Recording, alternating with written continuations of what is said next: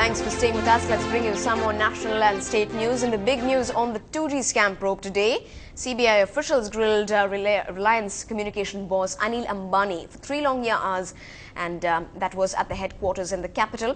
Sources say this was in connection with his company Reliance Communications being looked at as a beneficiary of the 2G spectrum license as part of the investigating agency questioning all telecom players that got licenses. Meanwhile, Anil Ambani's Anil Dhirubhai Ambani Group, known as ADAG, has issued a statement that he was not summoned and that he had merely met CBI officials during a weekly visit to Delhi to clarify the ongoing issues. Sources in the CBI said that it was too early to talk about Anil's criminal culpability, but added that the CBI is probing why he pulled out of Swan Telecom. And clarifying the role in the scam, Dr. Singh said he had written to the former Telecom Minister A. Raja on the 2nd of November 2007 and had asked him to ensure fair play. Raja had then replied to him and assured him of transparency, and also said that the auction would not give a level playing field to all of the players. I listed a number of issues and I said to him that you must look into these issues and ensure that they are dealt with in a fair and equitable, transparent manner. One of the issues I had asked him to look into was the possibility from legal and technical angle of having an auction of spectrum. Mr. Raja wrote back to me almost on the same day, our letters crossed, and he said, I have been absolutely transparent in my dealings. I will be so in the future, and that you have my assurance that I have done nothing and I will do nothing which will not be.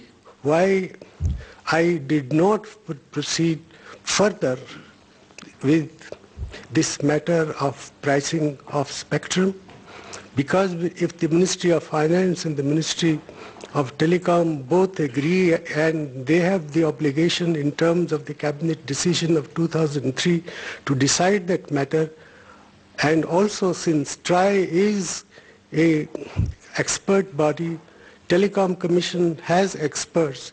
If all of them were of the same view, I did not feel I was in a position to insist that auctions must be insisted. Well, the DMK has now reacted to Dr. Singh's comments over the spectrum case. The spokesperson of the party has now said that the Prime Minister's comments will not affect relations, and that A. Raja had clearly stated that he had followed TRAI conditions and recommendations and followed his predecessors. He was very clear on his speeches, and I think it has nothing like accusing the coalition or something. No, see, Raja had very clearly stated that he had followed the TRAI recommendations and the same which was followed by the earlier incumbents in the opposition, that's all. He has not said anything wrong about the coalition. Now, while the summer polls are triggering the temperature levels in the state's political arena and the final numbers from the TNCC talks in the capital are still awaited, the Prime Minister sounded hopeful for a DMK Congress combined win at the assembly polls this summer. Along with the Kerala state, Tamil Nadu is also going to face the assembly election.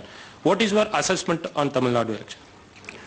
Well, I am not an astrologer, but I do hope that the ruling coalition will win.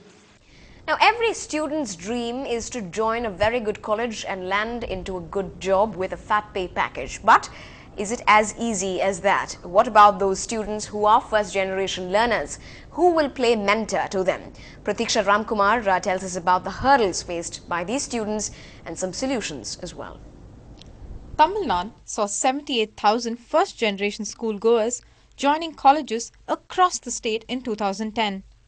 But a job at a swanky corporate office continues to elude them, because most Tier 2 and Tier 3 colleges are given a miss by leading corporate houses during recruitment time. IT companies don't have the bandwidth to go to all these 500 odd engineering colleges in Tamil Nadu. ICT Academy being a center point between industry and academia, We are giving them a platter in which we will increase the skill set of the students in the tier 2, tier 3 locations. The other huge challenge students face while applying to multinational companies is the language barrier. Not being fluent in at least 2 languages is a major handicap on the job market. We can't demand a quota because they are private sectors, but we ask them not to look at language as the most essential component. Look at the other attributes of a student, whether he is intelligent, whether he can think for himself, whether he is innovative, and keep language at the bottom of the ladder.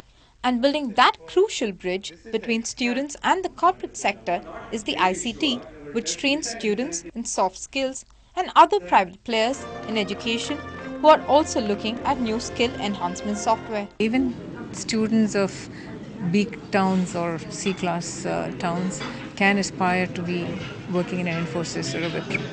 Skills, teaching English, all that is part of our package. In Chennai, with Ashmit Kumar, Pratiksha Ramkumar for Ndtv-Hindu.